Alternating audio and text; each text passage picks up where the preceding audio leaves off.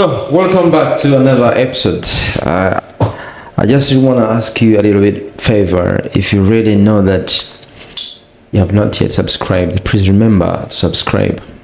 The numbers show that most of the people who watches our videos, they are not subscribers. Please do me a little favor, such a next time I could give you more content. So today's episode, I have a wonderful guest, Shoaib. Yep. Hello there. Who are you? All right, that's a hard one you're giving me. I'm just kidding. By the way, about me. So right now, like, I have a lot of stories. I'm a man with a lot of stories, honestly speaking. But who am I? That's a good question. So if you ask me, basically based on from the professional side of me, so right now I'm a co-founder of two companies called Data Innovation Technologies and SimpleAccounts.io. Both of these companies are basically in DIFC, right? So our main parent company is called Data Innovation Technologies, and under that banner, we have developed a software called Simple Accounts. We started building this like in the year 2020, and now we are just we just started selling in the market. So we completed our capex. Now we are in our opex. So yep, that's me in terms of professional. That's what we are doing in terms of what we are running right now in UAE. And plus I have like plus 18 plus years of experience in the corporate industry, and most of it is in sales and business development and market expansion, market penetration, growth, customer success, and everything. And yeah, that's about what I have done in last 18 years. And previously I was in India. I'm an Indian, by the way. Yeah, absolutely. Oh, from India. Yes, I'm from India. Yeah, right. Yeah, right. so I'm an Indian. My father was in Indian Air Force, just FYI. Oh. Yeah, so I lived my life like an army brat, or let's say Air Force brat. So my father used to get posted every 5 years from one place to another, or every 4 years from one place to another. So I was born in one city, but brought up in entire India, you can say that. And yeah, so my journey started when I was 14 years old. So I started working when I was 14. So you started working when you was 14? Yes, absolutely. Jesus Christ! Most of us, like in Africa, we started working when after school. Maybe you finish up the school. Maybe after when you get to the age of 20, something like that. Yeah. Once people usually complete their graduation, that's very normal. But in my case, the situation was really very different. Well, we'll talk about it one by one. But apart from that, I'm also a writer. So but right now I'm writing a book, by the way, especially on startups, and specifically for startups. And apart from that, I also write poems, kavita, like in 3 different languages, which is English, Hindi, and Urdu. Wow. So I write in 3 languages. So I write kavita, poems, the nazm, ghazal, and a lot of couplets as well. So, but one of my favorite languages is Sanskrit, and I want to write shlokas in Sanskrit. That's something I want to achieve, because one of the writer, like if you want to excel when you're writing, the poems or the couplets or nazm or ghazal or kavita, I think writing shlokas is one of the very difficult part. So that is something I'm working on right now. But yeah. So, Mr. Shoaib. Yep. You're from India and you live in Dubai. You own a business. So it was possible for you to start up a business, maybe to start something else which is not a business. So what inspired you to start your business? And how did you know that it was the right path? I think that's a good question, Peter. So, like, basically, I was working for a company for 12 years prior to this. So I joined them as an account manager. When I left them, I was basically looking after the US market. And so it was a great journey in 12 years. When I joined, I think the company was doing less than $1 million or something like that. But when I left, the company was actually doing close to 30 million US dollars. So that too in ARR. The company was bootstrapped company. It was not a company which actually raised any investment. So that was wonderful. The CEO was very amazing. And I have a funny story to tell about this company. So one of my manager I admire a lot is called Aditya Bhatt. So this guy, this was the guy who actually interviewed me when I was joining this company. And can you imagine, my interview was just like for 4 to 5 minutes, nothing more than that. So I was working in Pune, and then that's how I was introduced to him through someone we know mutually. And he just like he said, like I went in the office and there was no one apparently, and he was the only one who was sitting there, and I was like, oh my god, this doesn't look like an office. It was a startup. And that's when I started working in startups. As most of my life I've worked in startups only, but I was like, this doesn't look like an office. It's really very weird. It was very gloomy and stuff. So as soon as I went there, he saw me and I was like, are you here for an interview? I was like, yeah, I am. And he was like, let's go out for a smoke. I was like, oh my god, what's happening here? Like, I came for an interview and asking me to go for a smoke. So there was a corner, we just walked like 10 steps and we were there, and he lit a cigarette and he saw my resume and he was like, very good. I like your resume. Wow. How much do you want? And I just gave him a number and he was like, all right, that makes sense. So you just give him an estimation of the numbers. Yes, and, the number I wanted, the salary I was expecting. Wow. Yeah, so he was like, oh, you're a little expensive, but yeah, we can work out. I'll let you know when to join. All right. And that is all it was. And he showed a lot of faith and trust in me. Wow. And eventually, I think it paid off. And I think he's the guy who actually taught me a lot of sales strategies and how to do market penetration. And so I think I owe him my experience, and I owe him where I am today, some way or the other. So wonderful guy. So, Mr. Shoaib, you are the businessman, and yeah. And by the time I spoke to you, the first time that I met you, you inspired me in a good ways, in other ways of starting up a business. But even I heard the things you're doing for Africa. Yep. So I think before I cover the Africa part, I would like to still complete the previous question. I think it's still a few answers out there. So what happened after Question Pro, we parted ways, of course. There is a time when you basically realize that you want to do something of your own. And I already spent like good 12 years in the company. So for that company. So I really thought like it's time to move on as well. So we sort of parted ways. I really miss the company, honestly speaking, but I don't regret it, of course. So you worked for the company when you were 12 years? No. I mean, 14 years, like you said. No. By the time you started, So right? yeah, I started working when I was 14 years old, logically. So my father died when I was 14 years old. That's when I started working. Your father passed away when you were... When I was in my 8th grade, yes. Oh, damn. Sorry for that. No, it's absolutely fun. I think it's part of life. So you learn accordingly. So, well, my father passed away, and then I took up a job in my summer vacation, and that's when I started working. And after that, I was working. I was doing a lot of odd jobs just to support myself and just to support my education as well in some way or the other. And the rest of people in your family, right? And the rest of the people in the family. Oh yeah. So I have a mother, and I got 2 sisters older than me. So you had to work in order to support them, because you're like... No. Like they were taken care of anyway, because my father was in Indian Air Force. So somewhere or the other, there was a government who was supporting the family with the basic needs, at least. The government was supporting us through pension, we call it back in India.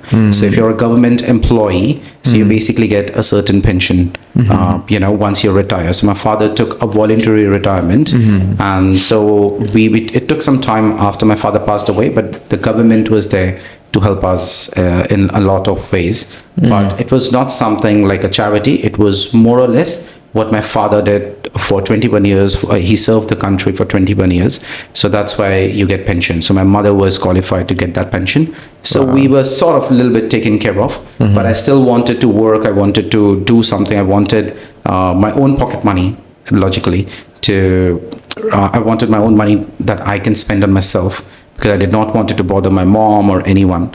So that is why I started working when I was 14. Well, that was the first thing when I started learning about business when I was 14 years old. And then I did a lot of odd jobs till my high school. And that's when I got into international call centers. And I worked for a lot of big brand names, even when I was in call centers. Like a lot of projects that I worked on was a BT Telecom for United Kingdom, Dish Network for United States of America, and then Virgin Mobile for Australia. So I worked in a lot of processes like BPOs, business processing outsourcing. And that's when, I got very much used to meeting a lot of people from different countries, talking to a lot of people from different countries. And that's when I got a lot of idea about how the culture works. There is a huge difference between the words that we use, though they are similar, but still you use it in a different way. Like, for example, some of them call it a sweater, some of them just call it a pullover, some of them call it a jumper. So it's very, very different.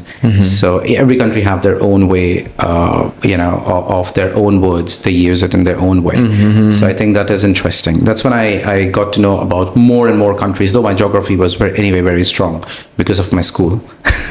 But more or less, I started interacting to a lot of people outside India. That's how I started making a lot of friends outside India. But then I got an opportunity after working in call centers for 2.5 years, when I got into healthcare IT. And when I got into healthcare IT, then that was the start of the IT culture and a lot of corporate world that I was being exposed to.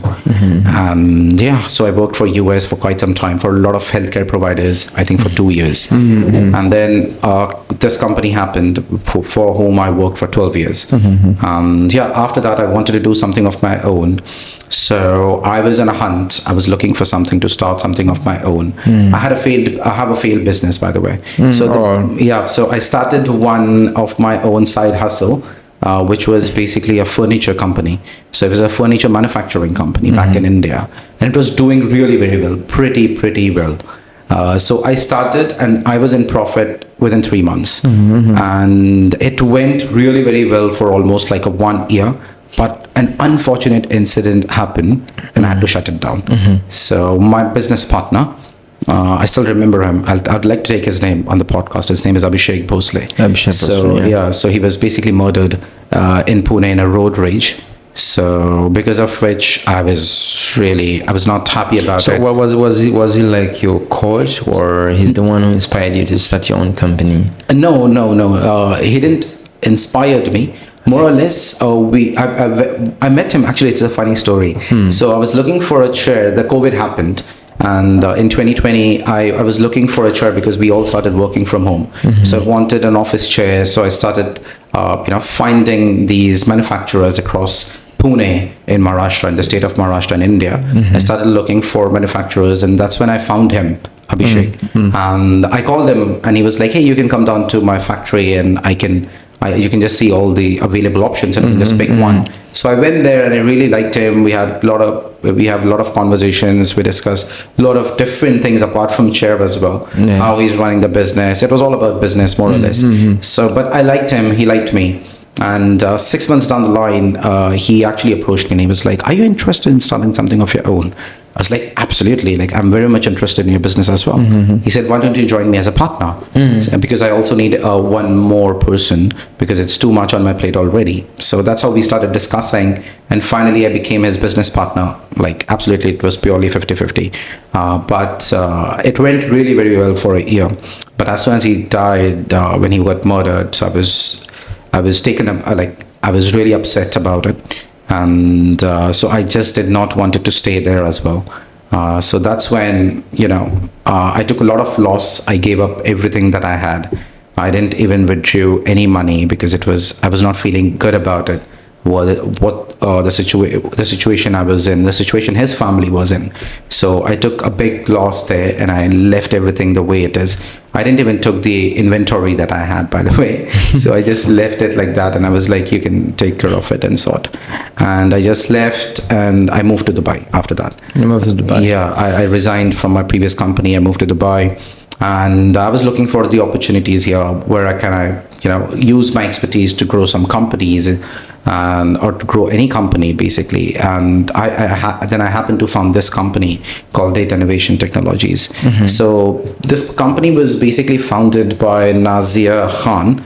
And this company is actually also based out of Pune, by the way. So when I found this company, they had everything what they wanted, except they didn't have anyone who can actually grow this company from 0 to 100. And that's when we started discussing, and we both saw that there are a lot of synergies. So we decided to basically partner together, and that's when I became a co-founder in the company and head of global sales and marketing. So that is how that is how I basically got into this organization. And now, apart from these two companies, there is one more company where I'm leading the sales. It's also a subsidiary of the same company. It's called Highworks. And apart from that, I'm also working with multiple other startups to basically help them with the growth strategies, sales strategies. That was the time when you were in the ways of starting your own business, or that is the time when you were working as a work in those companies? About this company? No. I left the previous company, and then I took a sabbatical in between because I was really tired after working constantly for almost like 16, 17 years or 18 years. I was very tired. Yeah. So I wanted some break. So after leaving my previous company, I just went on a road trip with a couple of my cousins, and I drove almost like in 6 different states across India. I saw the things that I wanted to see since I was a kid. I want to see a Taj Mahal, by the way. So I remember my father took me to Taj Mahal, but I was really very small, maybe a year or year and a half. So I don't remember exactly how it looks. So I just wanted to see that, and I was just getting bored. Like I wanted to do something for myself, so I just took a road trip. So it was amazing. And then anyway, I always wanted to have my own business. I always wanted to basically own something for myself. And so I started my furniture, but it failed. Not failed, but basically I had to part my ways because my partner was no more.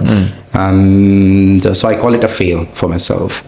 So that was, I think it was experience. Oh yeah, absolutely. Let me call that one. Yeah. Right, absolutely. So I think even you learn a lot of things from the failures, and that's what I've learned. Like any business that I'm going to run in the future, even from now, like I've learned a lot of things in this entire journey. My father gave me everything when I was a kid, but when he passed away, we had our own struggles, of course. And even in Bombay, when I was in Bombay, we call it Mumbai, but mostly like people know Mumbai as Bombay. So when I was in Bombay, I had my own struggles. I used to walk like 10 kilometers or something every day just for one interview and stuff. So that was a time when I gave more than 50 interviews easy, but no one was ready to hire me because I was just 17 years old, and I was waiting for my high school results. So that was one time, and today it's totally a different time. So I owe this to the God for sure, to the Almighty Allah for sure. Yeah, that was your story, man. It's more inspiring, and no, not really. There are many inspiring stories. Yeah, many inspiration. Yeah. So back to the other question about the Africa. Coming back to Africa. So while I was working here, when I was in Dubai, I actually was introduced by one of my connection. I do a lot of networking events. So you can say I go in at least 2 to 3 events a week. Okay, so I believe in networking a lot. So I was introduced to one lady called Roisin.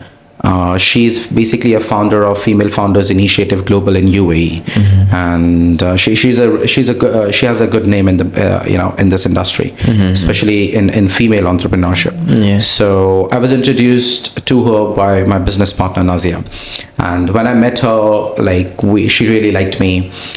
We were able to connect with each other, and she also invited me in her event, and she actually gave me a platform to speak. Right, she gave me like 15 minutes in her organized event called Female Founders Initiative Global. So, and that was my first time when I started speaking, and my you can say my first step towards being a speaker. Right, and she gave me that platform, the first one, to present my company and to talk about a little bit about myself and actually also talk about on women entrepreneurship and stuff. So that was really very interesting. That was my first step, and after that there was no looking back. I had a stage fear. Can you imagine? When I was a kid, I never participated in any of the activities in school because I had a stage fear. So was it like phobia? Yeah. Or you were introvert? Phobia. It was a phobia. Oh, it was introvert. You were not be able to speak in front of the public. Yes. Let me call that one. So I think it was a phobia. I mean, yeah, you were introvert. I was an introvert when I was a kid. Until I started working in call centers. I was an introvert. I really didn't know like how to gel up with people, how to talk to them. I never used to talk to girls. Like, it was very difficult for me. Yeah. And I was an introvert, let's say that. But everything changed. The time teaches you everything. And I think when my father passed away, that was the turning point in my life. I don't know how, I really don't know, but actually God changed me after that. Allah actually completely changed me from being an introvert to being an extrovert. So at the age of 14, everything changed. And I was a guy who used to stay in a cocoon, more or less, but everything changed after he passed away. But I think that's how God have their own plans. And we decide something and he decides something. So because of after that, I became an extrovert. And I'm so extrovert now that I can meet anyone, I can approach anyone, I can talk to anyone, literally. So about Africa. So I was introduced to Roshin, and Roshin introduced me to someone 20 days or 1 month after this event. She remembered me after the event as well. So I think that was really very nice of her. And I was introduced to a lady called Esther. So this lady, basically she owns 3 companies, 2 in Zambia and 1 in UAE. And we connected, and we only did like 1 meeting, and we just realized that we are meant for each other in terms of business. So I love that part when you say we mate. It was like we mate for each other in terms of business. Yes, absolutely. So, I love that. So and we realized like we can go miles, and I actually have a meeting today with her. So we knew that we can do a lot of things together, and we just started discussing. And I was not expecting anything logically, even after the 1 meeting that we had in Dubai. And then she went back to Zambia. She's from Zambia, by the way. And then we basically started discussing a lot of things. And I was not expecting anything like in return or anything at all. But suddenly things started working out, and we realized there are a lot of mutual things that we can collaborate on, a lot of synergies, that are there between us. And we started discussing, and then she invited me as a main speaker in one of her event in Zambia. And that's when my mind I would say flipped completely. And I started realizing there was so much business opportunities over here. It's not just in Zambia, actually, it was in entire Africa. There I met very influential people. She also arranged a couple of closed door meetings with the government. Of course, I can't talk about it over here, but we had a lot of closed door meeting, at least 2 closed door meetings we had with the government of Zambia. Someone who is a second in command, I can't take a name, of course, but we had a lot of discussions. We are working on a lot of things with the government as well, and plus privately as well. In Zambia, we have a lot of future expansion plan. And I also met a lot of influential people there where, I met two important people, I would say. I can't take their name again, but they are basically the chairperson in 19 countries in Africa. 19 companies in 19 Africa. countries 19 countries in Africa. in Africa. Oh, it's almost Yeah, not half, but I'll say 40% of Africa. So there are 54 countries in Africa. So that's what makes Africa very interesting. But one thing I really found interesting, I would say, in Africa, there is so much, right? There is so much in Africa. I mean, there is so much potential, so much talent, so many artisans, right? So I had my furniture business, so I have worked with a lot of artisans very closely. So when I went to Africa, I was in this village, and I saw, I'm carrying something, by the way, with me. Maybe I'll show you. But I actually bought more than 20 pieces in Africa. 20 pieces. Yeah, all handmade, all beautiful stuff. Like a lot of. Can you imagine? There was. So that was the time when you were in Zambia, or Zambia. That was the time when you in Ethiopia. No, Zambia. I was in Zambia then. So in Zambia, I visited this village, which is a cultural village. So which has a lot of artisans. A village set up, and artisans basically display their produces, the things that they have basically designed and developed, and then you can just purchase it from them, right? So I found a lot of interesting stuff, but I saw one thing that people are very fascinated to the world which is outside Zambia. But they I think they undervalue themselves. That's what I feel. That's what I had a lot of conversations with a lot of local people there, and I basically told them you should actually start value yourself. You should start believing in yourself. I think believe is a very important piece, because one thing I really found interesting in Zambia was a lot of businesses were actually owned by outsiders, not by Zambian people. A lot of business, I'll say a huge chunk of it.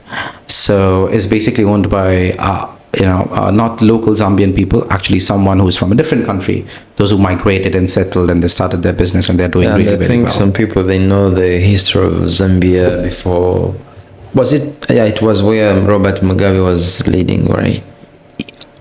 Yes. Zambia. Zimbabwe. No. Not Zambia. I'm confused. Sorry for that. No. Yeah. So basically, as your journey in Africa, here is, so I am looking for a specific answer. What is exactly the mission that you are on in this life? In Africa? No, I mean in life. Well, in life, I see money is not something that attracts me. I'll be honest. I mean, it definitely attracts everyone. I'll not be an exception if I say that.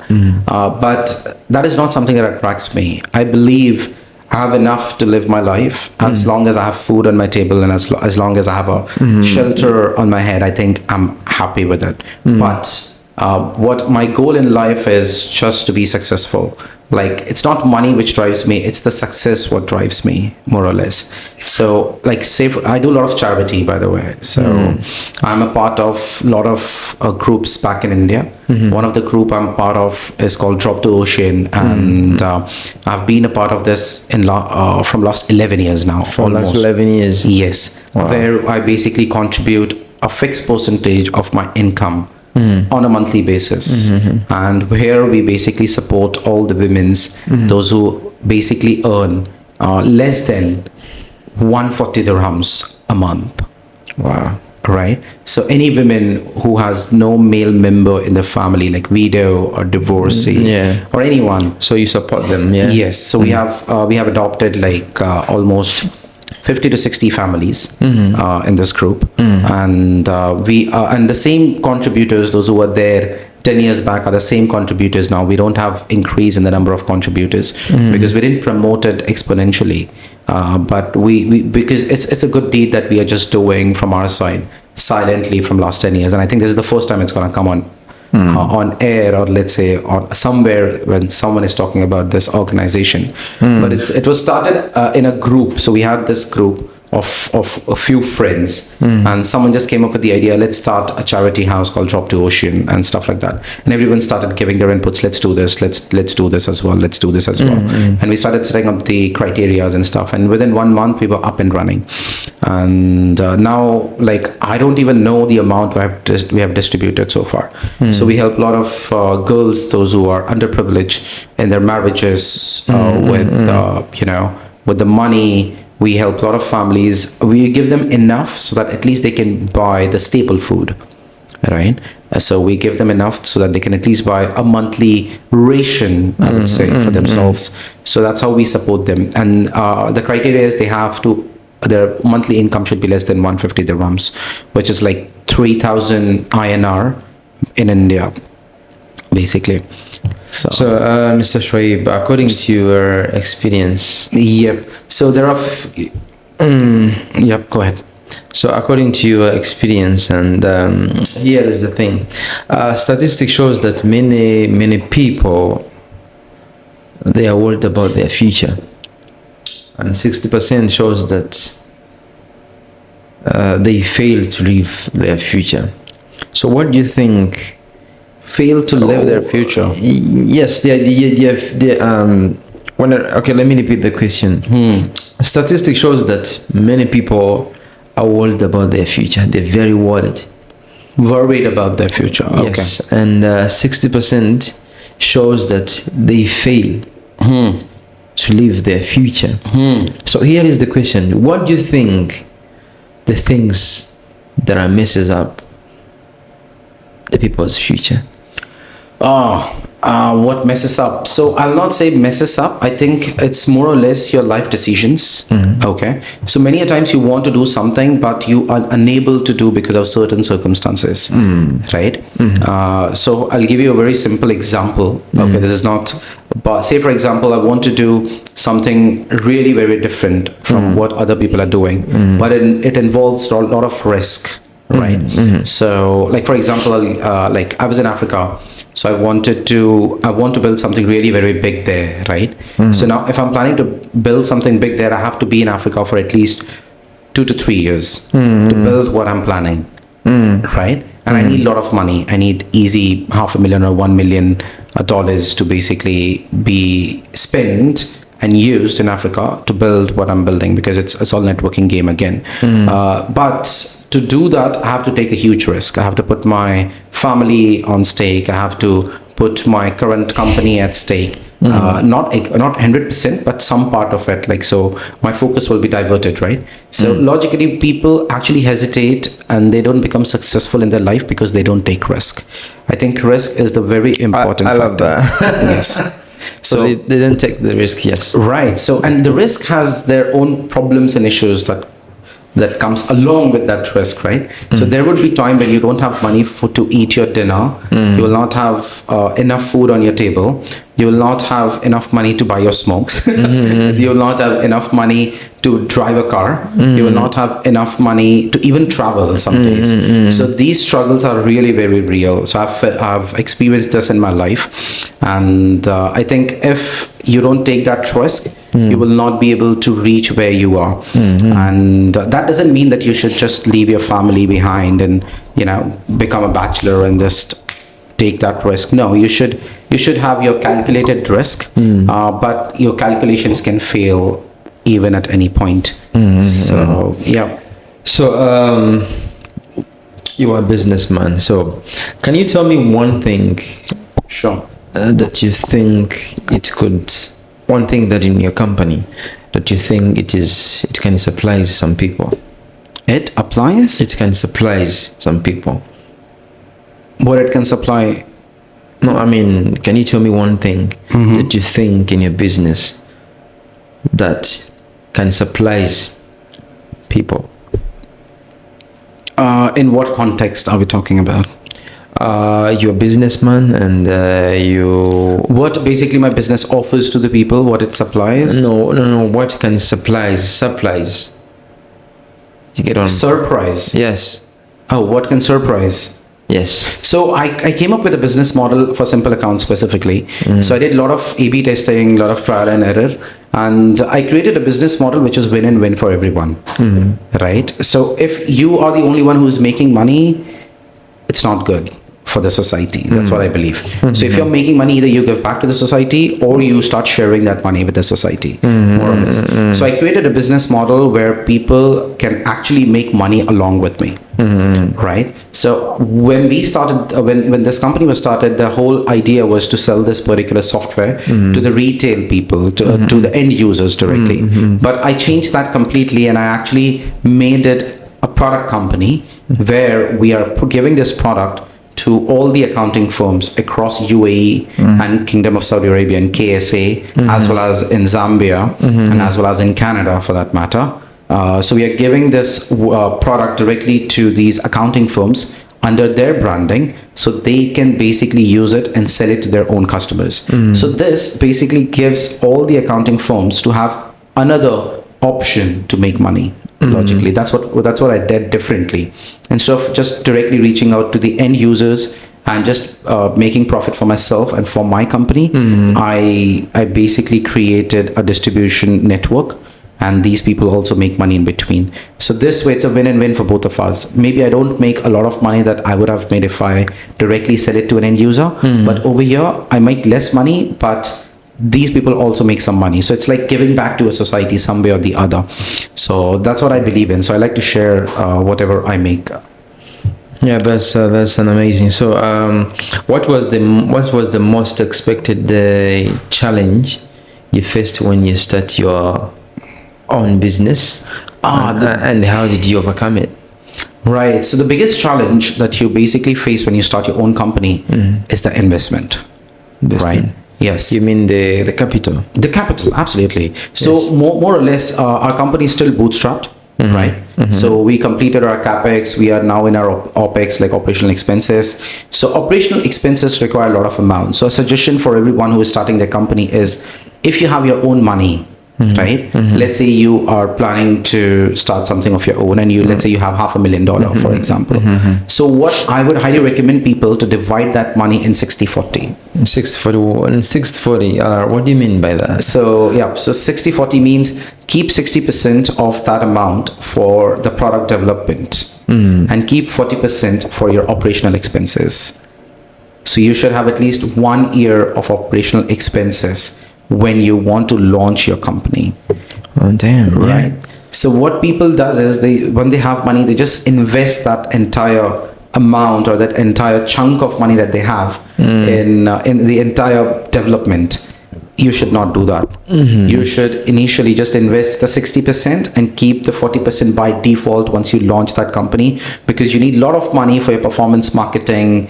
You need a lot of money for sales strategies. You need a lot of money for basically, going out in the field, meeting people, and actually start selling something. So to sell, you need to invest. If you don't invest, you will not be able to sell. This is the basic idea and the basic rule. And I think most of the companies lack this. They don't think about sales from day one when they're planning to launch the company.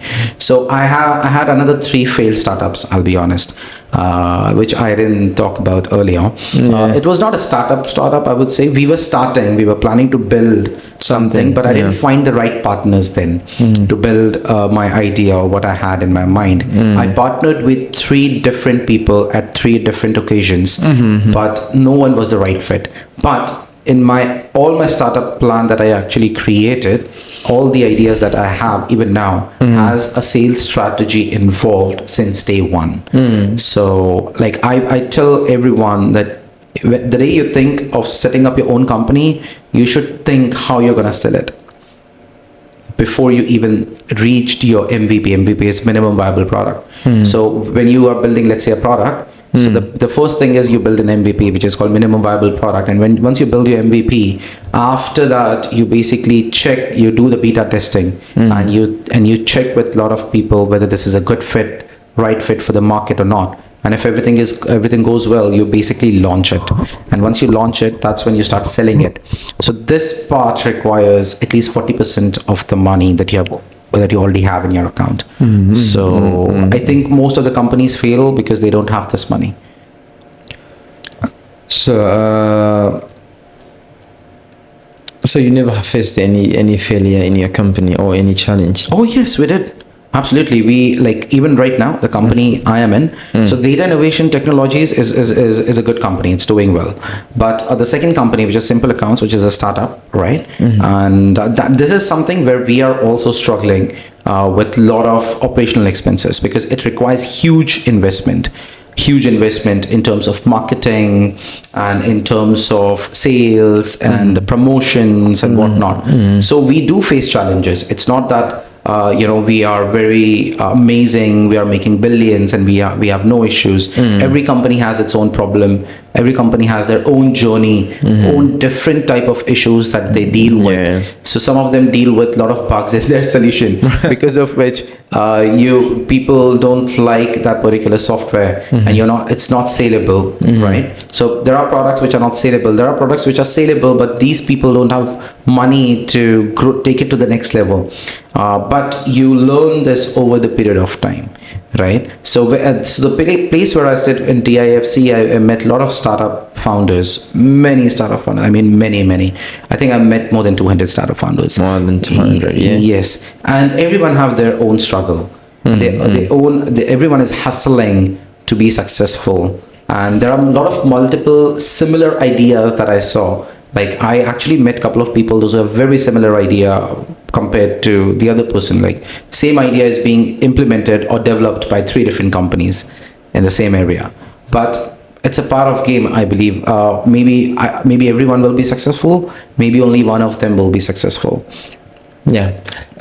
If you could go back to the day you started the business, what's one piece of the advice you could give yourself? The advice I would like to give myself, I think that's a good one. So, like, I would like to take risk.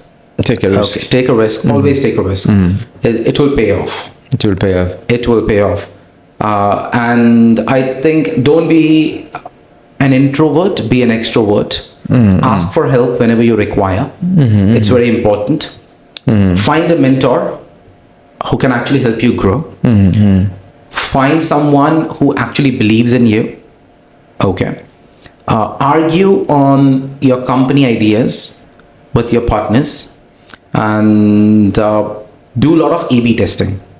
Okay. Test everything whatever you're going to launch in the market, and apart from that, test how you're going to sell this in the market. So there are multiple ways of selling something in the market. So you need to do a lot of trial and error in terms of sales. So there are a few things that will work, there are a few things that will not work in your favor. So you need to do this lot of trial and error. So in startups, this is a constant thing that you will see constant change, right? In your strategies, with your business alignment, your business go-to-market strategies, growth strategies, customer success strategies. You will see a lot of changes every month, because you're still testing, you're still trying what's going to work, what's not going to work for the market.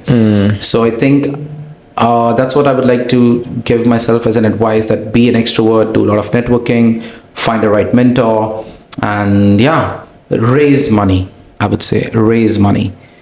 Money is very important. So raise money if you're in startup space. So I think before you started a business, you were having expectations about how your business is going to be successful before you start a business, because sometimes as people, we think that starting a business is just getting rich in one night. So for you as the person who runs the business, what has changed your expectations on success?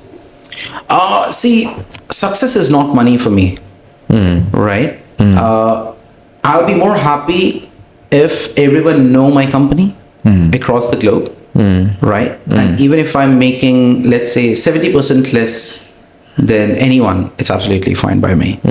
So what I'm trying to do is I'm trying to build a brand. I'm not trying to make money here, more or less. So for me, success is very different compared to other people. I'll be honest. I think people see success like if I drive a Lamborghini, if I drive a Ferrari, if I have a Rolls Royce, if I'm living in a palace, if I'm living in a villa. I think this is all materialistic, at least for me. So for me, it's more or less about success. If I can grow my company, money is gonna follow. So I basically trust my instincts, not my skills. Not your skills.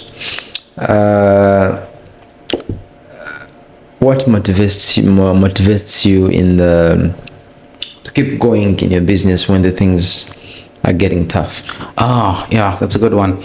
So I do have something that I do on a daily basis. Every day I go to sleep at 1 a.m. or 2 a.m. in the night.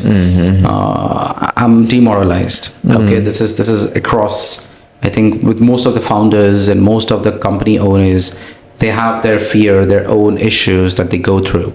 So I use a lot of affirmative sentences. So before going to bed, I stand in front of the mirror and I repeat my affirmative sentences 5 times. I repeat each sentence 5 times, and there are 5 sentences which I keep on changing every month. And I think, when I wake up 5 in the morning, after sleeping at 1 or 2, I'm very much motivated. I'm very much there. I'm focused. And I just want to go and conquer the world. That's how I basically help myself to keep myself motivated by using these affirmative sentences. And definitely I read book. I think one of the best book I found was Think and Grow Rich. So I think really believing in yourself, believing in your instincts, believing in your ideas, and believing that you will be successful and by default will bring you the money. It's more or less about your thought process, your mindset. If you put your mind to something by default, it will help you grow. It will help you achieve what you want to achieve. And I still think I have a lot of years to achieve a lot in my life. Still, I'm not there where I want to be. Yeah. I think this is still just a start of my journey. The start of your journey. Yeah. So if you had a chance to start over and over again the company, what would you do differently? What would I do differently? So I think I'll try. What I'm doing right now, like I'm actually starting 2-3 more businesses, by the way. So one is definitely in Africa. I have a very big vision for Africa. I mean, it's very unique, very different. I think no one has thought about it yet in Africa. When I was there, I actually found minimum 15 business ideas that can be implemented. That can be bought in Africa, and it will be really very successful. So something that I will do differently is that I would basically like to have a lot of capital before I actually step into it, right? So like I would not like to keep this company bootstrapped, maybe, or even if I'm planning to keep a bootstrapped company, or I'm planning to not take any investment, raise anything, I would like to have enough money in my bank account as a liquid money so that I don't have to go and ask anyone, at least for next 3 years, right? So that's the whole idea. This is what I will do differently. That money could be like your backup. Yes. Wow. Perfectly. More or less. Perfectly. So I think what you're doing in UAE, what your business does, there is other business that they are doing the same thing that you're doing. So how do you stay ahead of competition and keep innovating? So we are still competing, I'll be honest. So we are still competing with these competitors that's there in the market, but we have a lot of USPs compared to them. I mean, a lot of USPs, which they don't have, which they thought but they never implemented because they have a different business model or different business game completely. In our case, we actually developed a software which is based on a single tenancy model. So because we built it on a single tenancy model, it's highly customizable. And when I say highly customizable, I mean we can actually customize each and every software for each and every one. I'll just give you an example. Let's say on LinkedIn, if you want to customize your LinkedIn and if you want your LinkedIn to look different, Is there a way that you can move your profile picture from, let's say, from left hand side top corner to the right hand side down corner? No, right? You can't do that because this particular LinkedIn software, it's a software. LinkedIn is a software. It's sort of a SaaS model, let's say, software as a service. It's a software which is helping you do the networking. It's a networking software. So LinkedIn is built on a multi-tenancy model. So you can't customize how your LinkedIn looks. So everyone's LinkedIn looks similar. Just the content in that profile is completely different. So what we have done differently is we have actually built a software which is customizable for each and every one, for each and every requirement. So we accept a lot of customization, which no one is doing right now in the market.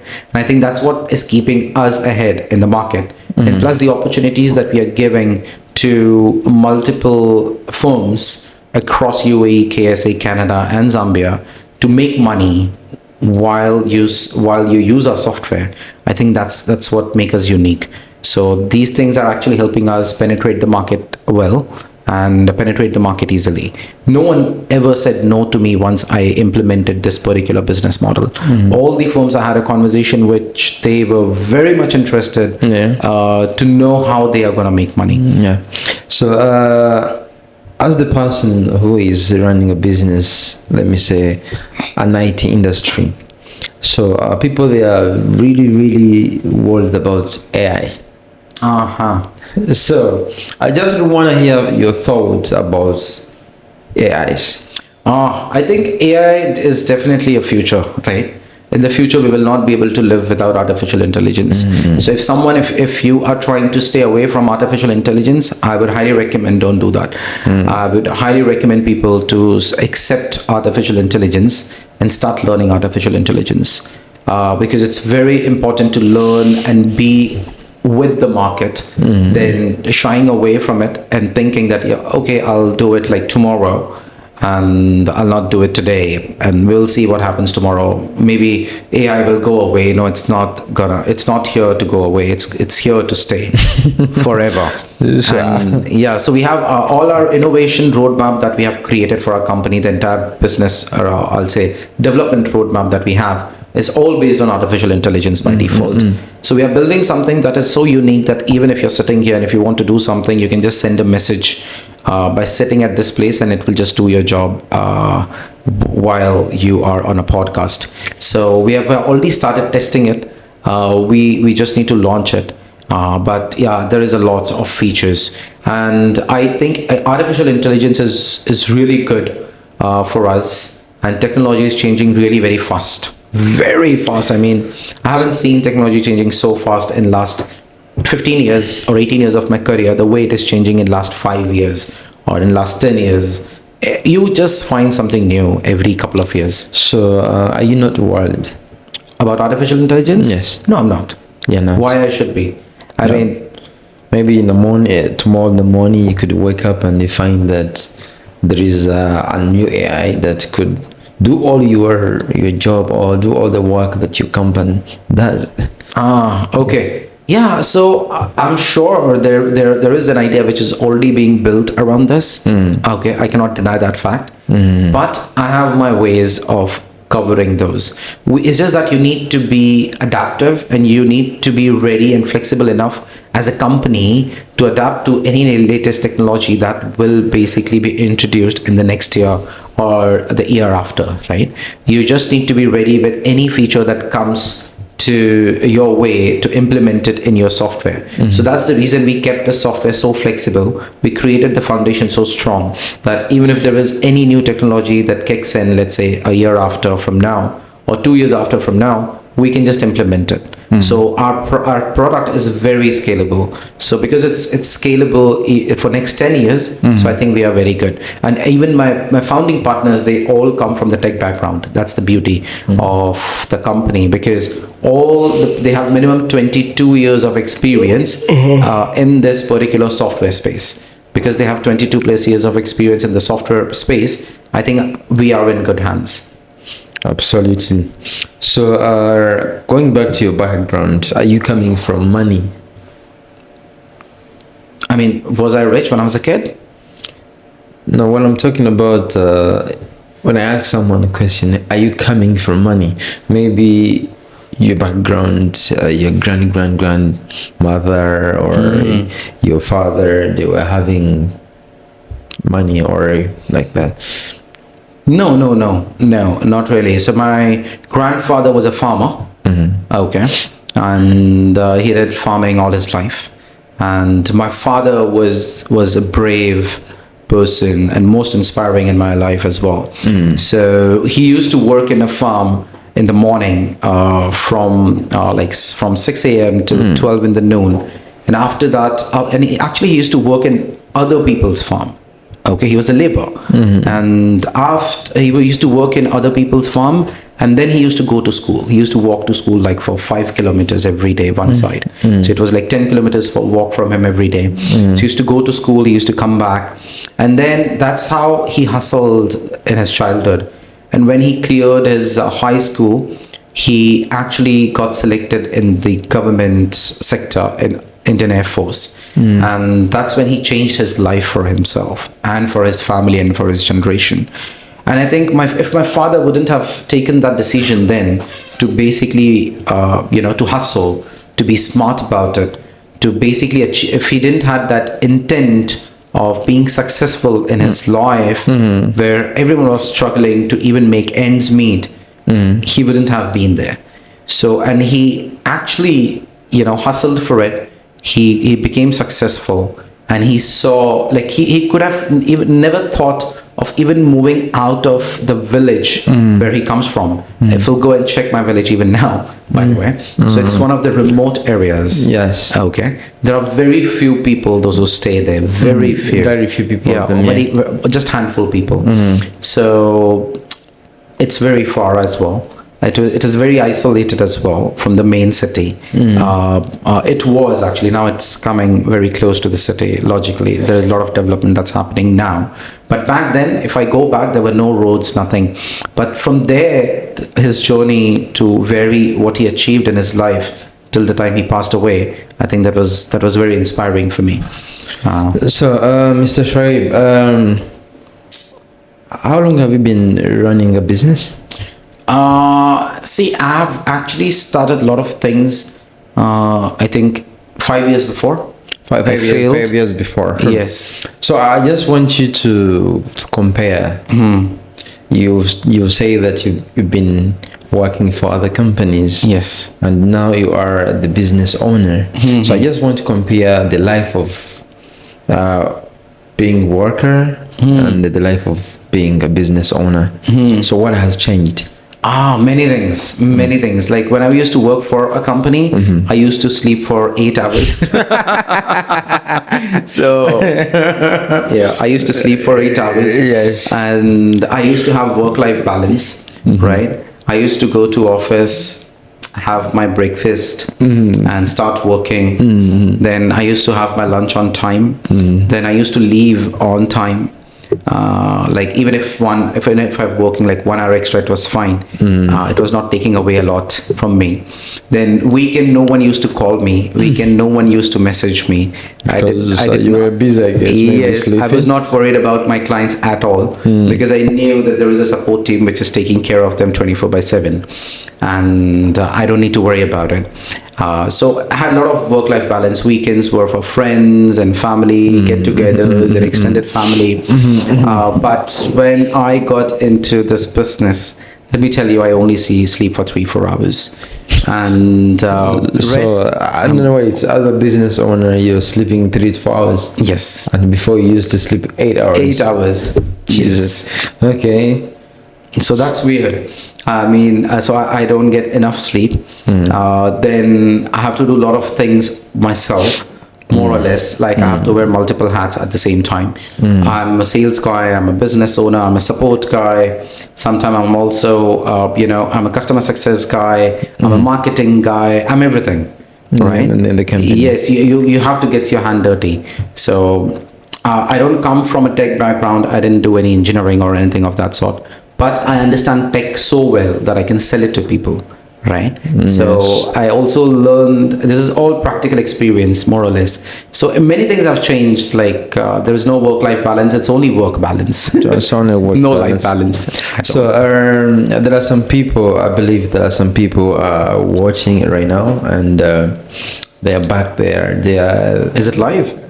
No, they are there. They are just really there at the place where you are, where you have to sleep 8 hours. And what can you tell them? What's the advice could you give to them if they have been thinking of starting their own business, but they still have that obstacle of they are working for another person and they feel like they don't have time and they don't deserve to start a business. So what advice could you give to them? Well, I would highly recommend them to actually start their own side hustle. Okay, if you're already working for someone, of course you can't tell them that you have a side hustle. So don't tell them that you have a side hustle, but keep working for it. Like for example, there are a lot of ideas that you can actually use. I can give you a couple of them.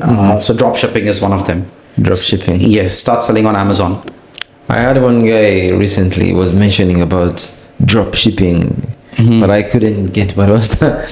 Oh yeah. So see, there are multiple business ideas, but you can definitely go and Google about it, what drop shipping is. But drop shipping is one of the very good option which you can basically use. Then be a seller on Amazon and any other platform that is very prominent in your region. So you can it doesn't take a lot, honestly. Like you just need to invest a handsome amount. By the way, I also have a business on Amazon back in India. Oh yeah. Yes. Oh man, you have a lot of yes. So I did not want to mention it, but yeah, I do have that. It's more or less my side hustle that I do apart from what I'm doing, and it's on autopilot right now, so I don't need to worry about it. So I have a guy who actually checks everything on a daily basis. I've had only one guy who manages everything. Rest, I don't need anyone. So I directly buy things directly from China. And I directly have a go down where I keep it, basically a warehouse, and I just have to discuss it with Amazon, and they directly picks up half of the things that I've already bought from there, and they keep it in their warehouse. I don't have to worry about the packaging, delivery, or label. Only thing I have to worry about is the labeling, and I have to do a lot of market research before I import anything from China or any other part of the world. So I mean, this is one of the business that which is going really very well, I would say. The Amazon thing is really very good. I think people should explore. So I was expecting not to take this long, but I think I will have more time to invite you for the second episode. So as I was telling you, I wasn't really expect this conversation to be like that long, but I think I will have to invite you for the second episode. Sure. Yeah, and I would love to be here because you have a good story and which can help the people to run their business. Right. So anyway, thank you for coming. Pleasure, Peter. Absolutely, the pleasure is all mine, and looking forward for the second episode as well, because we still need to discuss a lot of Africa. Absolutely, I would be glad to host you again. Sure. And God bless you. Thank you so much, Peter. God bless you as well. And I really wish that your podcast and the business that you're running, the crypto that you're into, I think it's doing well because Trump won. Yes. I'm into forex and crypto as well. Right. I hope it works out the way you want. It's good. People, they're making crazy money. Oh yeah, tell me about it. I was in a crypto event over the weekend on Saturday, and everyone was just talking about Trump, US, crypto, and I was like, oh my God, too much money on the table. So yes, people they're making the money. Other people they're being wiped out, because you know that when you're making money, someone is making losses. Absolutely. Oh yeah, that's so true. Someone is making losses. When you're making losses, someone is making profits. Making money. Yes. So it's ups and down. Ups and down. I think that's the beauty of the journey, right? Like you go down, you come up, and then you learn from it. Yes. Anyway, all the best. Thank you so much, Peter. See you next time. Sure. All the best. Thank you so much, Peter. All right. You too. Bye. Thank you for inviting me. Assalamu alaikum. And have a great day.